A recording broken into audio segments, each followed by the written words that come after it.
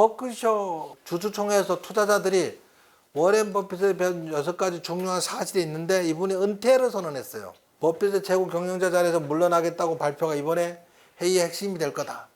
버핏은 비보험 사업 부문의 부회장인 그렉 에이블이 후임자로 될 것을 진행했다. 그래서 본인의 사임을 하겠다. 저도 여기 가야 될지 모르겠어요. 회장님 퇴임사에. 우리도 계열사니까. 간세는 좋지 않다고 말했어요. 무역은 무기가 되어서는 안 됩니다. 저는 다른 나라들이 더 번영할수록 그것이 우리를 희생시키는 일이 아니라고 생각합니다. 맞는 얘기라고 트럼프는 거꾸로 가고 있는 거지. 남 잘 사는 꼴을 못 보는 거지. 남들이 잘 살아야지 우리도 같이 잘 산다는 건데 지혜로운 말씀을 하셨어요. 무역은 무기가 되어서는 안 됩니다. 저는 다른 나라들이 더 번영할수록 그것이 우리를 희생시키는 일이 아니라고 생각합니다. 우리도 더 번영하고 더 안전하다고 느낄 것이며 언젠가 여러분의 아이들도 그렇게 느낄 것입니다. 무역과 관세에 대해서 전쟁 얘기가 될 수 있다. 안 된다.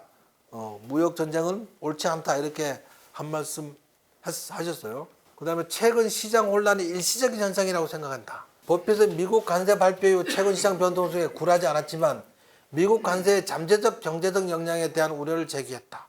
하지만 지난 30에서 45일 일어난 일은 사실상 아무 일도 아니다. 최근 시장의 혼란은 거대한 움직임으로 규정하지 않겠다. 일시적인 현상으로 보겠다. 그렇게 얘기를 했습니다. 전혀 문제가 되지 않을 것 같다. 이렇게 얘기를 했어요. 워렌 버핏이 작년 연말에 현금 비중을 난 최대한 늘리겠다 그랬어. 그래서 지금 현금 비중을 왕창 늘려서 제일 돈 많은 분이 이분이야. 증시가 막 확 내렸으니까. 역시 저런 말 있잖아요. 그죠? 살아있다 뭐 이런 거. 해안이 살아있다 뭐 이런 건가? 작년 연말에 나는 주식 현금 비중 왕창 늘리겠다고 말씀하셨어요. 그래서 그런 걸 보면 김 원장은 아직도 멀었다. 저는 앞으로 주식은 좋을 거다고 얘기했잖아요. 그죠? 근데 관세에 대한 얘기는 경고는 계속 했어요. 제가 유튜브 채널 나가서도 마찬가지고 4월 5일 관세, 트럼프의 관세로 인해서 경기 정신을 많이 흔들릴 것이다. 그 이후로 정신은 오를 것이다. 이렇게 얘기는 제가 1월 달에 2월 달에 유튜브 여기저기 나가면서 막 얘기를 했었습니다. 달란트 가서도 얘기했고 웅달 가서도 얘기했고 4월 5일까지 정신은 흔들릴 것이다. 그 얘기를 말씀을 드렸었어요. 그는 미국의 예외주의를 믿는다. 트럼프의 관세로 인해 미국이 세계 경제 무대에 주도적인 역할을 하고 있다는 점에서 의문이 제기되었지만 버핏은 여전히 미국의 그 길을 선도할 것이다. 우리는 큰 불황도 겪었고 세계 대전도 겪었고 제가 태어났을 땐 꿈도 꾸지 못했던 원자폭탄 개발도 겪었다. 그러니 모든 문제를 다 해결하지 못한 것처럼 보인다고 해서 낙담하지 않을 거다. 만약 제가 오늘 태어난다면 미국에 갈 수 있다는 말을 들을 때까지 자궁 속에서 계속해서 영어식 표현이 왜 이런지 모르겠는데 아니 자기는 미국에 태어나겠다 뭐 미국을 선택하겠다 이런 얘기입니다. 그죠? 구글 번역기가 번역한 겁니다. 다시 태어난데도 난 미국에서 태어나겠다 이 말입니다. 네, 이 말을 로마가 서로마 뭐 이런 게 막 1000년을 더 가기도 했지만 어쨌든 동로마는 300년인지 500년인지 헷갈리는데 망했어. 미국은 이제 겨우 100년 왔어. 100년 다 못 왔어 지금. 앞으로 200년은 끄떡 없어. 그러니까 우리가 살아있는 생애는 미국의 영향력은 줄어들지 않을 걸로 그렇게 예상됩니다. 그는 적자가 문제라고 생각한다. 트럼프의 그 효율성 부서 이후로 불리는 정부 효율성이 재정 적자에 대해서 염려한 겁니다. 우리는 지금 장기간 지속 불가능한 재정 적자를 겪고 있다. 2년을 의미하는지 20년을 의미하는지 알 수 없다. 미국 같은 나라는 없었으니까. 하지만 이런 상황이 영원히 지속될 수는 없다. 제가 볼 때는 그냥 지금까지 영원히 지속된 것처럼 계속 영원히 지속될 것 같습니다. 정부 부채는 계속 늘어날 수밖에 없다 그랬죠. 재정 정책을 펼쳤어. 재정 정책을 펼칠 돈을 어디서 구했다고요? 연준에서 채권 발행하고 꾼 거야. 우리나라 같으면은 한국은행에 채권 발행하고 한국은행에서 돈을 받았어.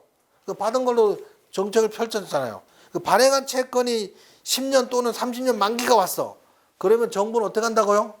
개인 부채는 허리띠를 졸라매고 열심히 돈을 모아서 갚지만은 정부는 그렇게 하지 않아. 그냥 새로운 채권을 발행해서 대안해버려 그냥. 그러니까 국가 채무가 계속 점점 늘어나는 거야. 늘어나는데 이제 개발도상국 같은 경우 우리나라 같은 경우는 GDP의 40%를 넘어가면 너무 위험하다. 뭐 정부 채권이 뭐 그렇게 얘기를 생각을 하는 건데 이미 이전 정부의 60%가 막 넘어버렸어요. 넘었고 미국은 그거보다 훨씬 넘어.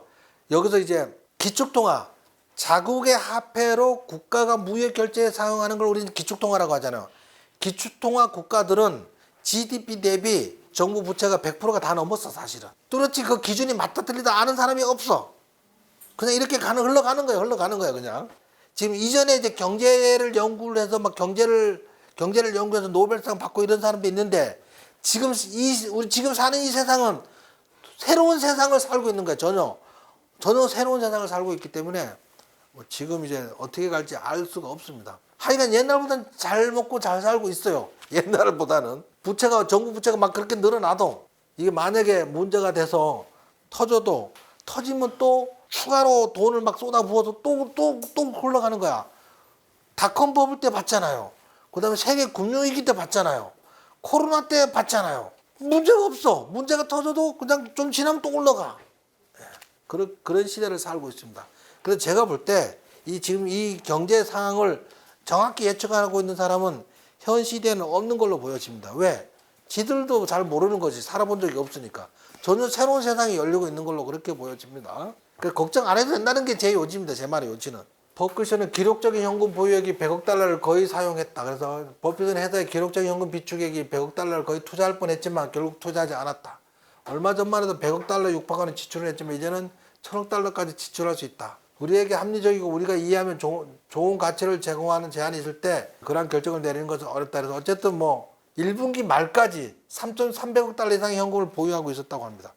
이분이 이제 워렌 버핏이 60살 이후에 번 돈이 90% 이상이 60살 이후에 번 돈이야. 애플을 사서 지금까지 워렌 버핏이 열심히 머리 싸매고 막 해서 버는 돈보다 애플 주식을 사서 번 돈이 더 많대요.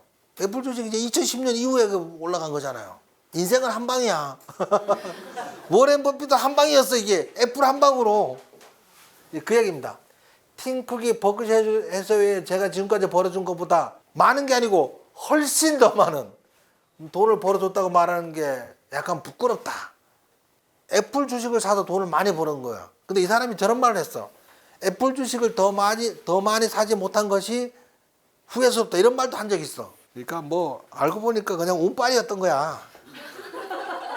애플을 샀냐 사지 않았냐 이 차이인 거지. 우리는 오마의 현이 뭐 이러지만은 이분이 애플을 안 샀으면 지금보다 돈을 훨씬 더 많이 벌었으니까 지금의 반도 못 벌었다는 소리잖아. 이분도 애플 때문에 대박을 냈다. 우리 돈 테슬라로 대박을 내야 된다.